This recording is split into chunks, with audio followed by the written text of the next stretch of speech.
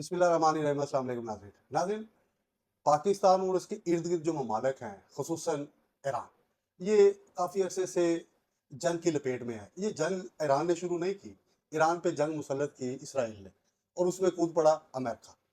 اب حالات یہ ہیں کہ امریکن اس جنگ سے جان چھڑانا چاہ رہے ہیں۔ وہ پنجابی میں کہتے ہیں یار میں کمبل دی جان سے چھڑنا چاہ رہے ہیں، لیکن کمبل نہیں مجھے چھڑ رہے۔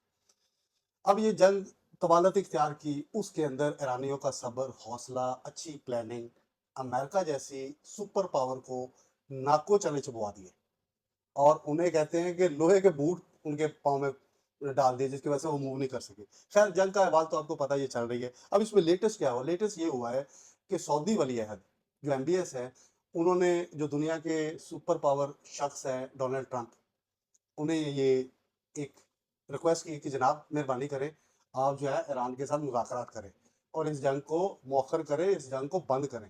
جس کے بعد ڈونلڈ ٹرمپ نے جو حملے ہیں یہ مؤخر کر دیے۔ یہ کہانی ہوئی کیسے ہے؟ اس کہانی کا میں نے آپ کو احوال بتانا ہے۔ دیکھیں، فائنینشیل ٹائمز اس نے ایک رپورٹ لکھی، اور اس رپورٹ کے اندر انہوں نے چیزیں مینشن کی۔ وہ رپورٹ کیا تھی؟ انہوں نے کہا کہ قطر، یو اے ای، عمان اور سعودی عرب، انہوں نے امریکن پریزیڈنٹ کو کہا ہے کہ جناب ہم $200 ارب ایرانیوں کو دینے کو تیار ہیں، پلس یو اے ای نے یہاں تک آفر کی کہ ہم 20,000 ایرانیوں کو یو اے ای میں نوکریاں دیں گے۔ وجہ کیا ہے؟ اتنی آفر وہ کیوں دے رہے ہیں؟ ساتھ میں جو امریکن ایکزیس سائٹ ہے، انہوں نے بھی اس رپورٹ کو آگے بڑھایا، فالو اپ سٹوری دی۔ انہوں نے کہا کہ سعودی عرب کے جو ایئر ڈیفنس چیف تھے وہ ڈونلڈ ٹرمپ سے ملے اور جے ڈی وینس سے ملے۔ انہوں نے وہاں پہ مل کے یہ بات کی کہ جناب آپ کی جنگ کی وجہ سے ہم لٹ گئے ہیں، ہمارا کاروبار تباہ ہو گیا ہے، ریڈ سی بند ہو گئی ہے، باب المندب بند ہو گیا ہے، آپ نے ہرمز بند ہو گئی ہے۔ ہم نے تو تیل بیچنا ہے بھائی پوری دنیا کے اندر، تو ہم تو تیل بیچ ہی نہیں پا رہے، اور آپ کے بیسز بھی محفوظ نہیں ہیں۔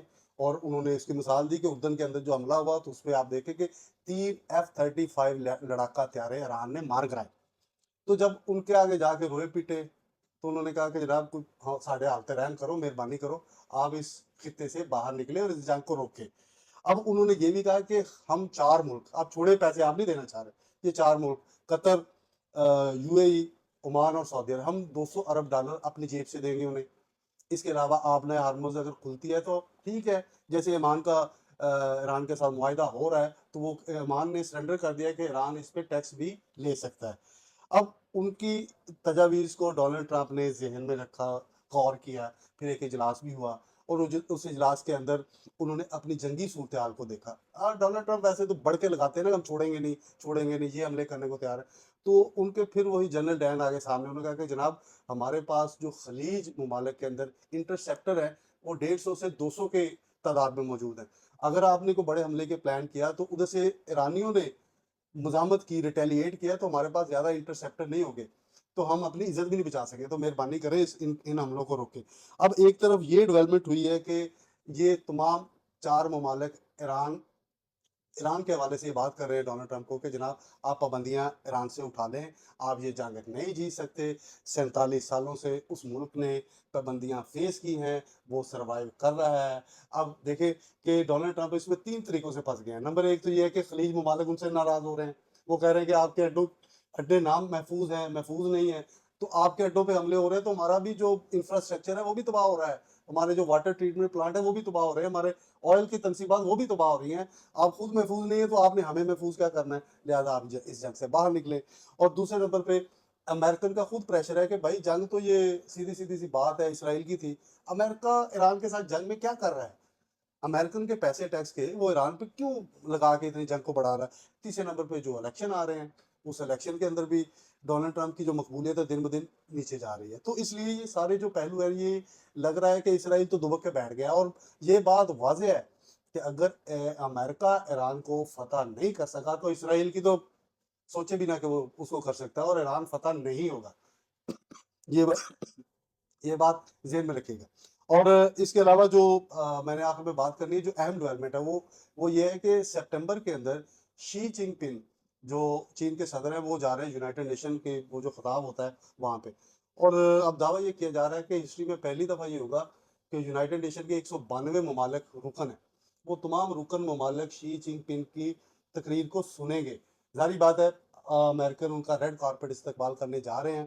اگر وہاں پہ جا کے شی جن پنگ کوئی ایسی بات کرتے ہیں، ظاہر بات انہوں نے بات کرنی، وہ ایک کاروباری ملک ہے، وہ کسی سے محاذرہ ہی نہیں کرتے. گو کہ امریکن ایجنسیز اور موساد جو اسرائیل کی ایجنسیز ہیں وہ روس اور چین پہ یہی الزام لگاتی رہی کہ جناب جتنی بھی ٹیکنیکل سپورٹ، جتنی بھی ڈیفنس سپورٹ ملی ہے ایران کو، وہ روس اور چین نے دی ہے.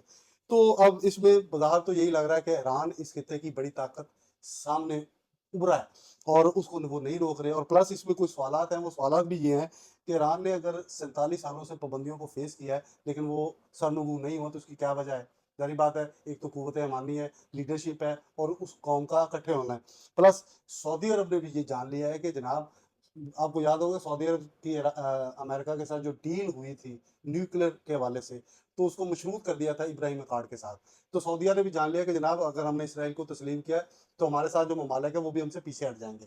پلس جو پاکستان نے اس میں مذاکرات کا اہم رول ادا کیا تھا جس میں 14 نکات تھے، تو اس ساری صورتحال میں دیکھنا ہوگا کہ کیا پاکستان کا وہی معاہدہ روایت ہوگا، کیا سعودی عرب پاکستان کے ساتھ مل کے ایران کے ساتھ خطے کا ایک نیا طاقتور اسٹرینتھن، یا آپ کہہ لیں کہ کوئی ایسی قوت سامنے آنے والی ہے جس کے بعد یہ لگے گا کہ اس خطے کے اندر یہ قوتیں کام کریں گی، یا خلیج ممالک سمیت پورے عرب ممالک اور پاکستان سمیت جتنے مسلم ممالک انہوں نے سوچ لیا کہ امریکہ کو ہم نے یہاں سے باہر بھگانا ہے. یہی کچھ چیزیں تھی.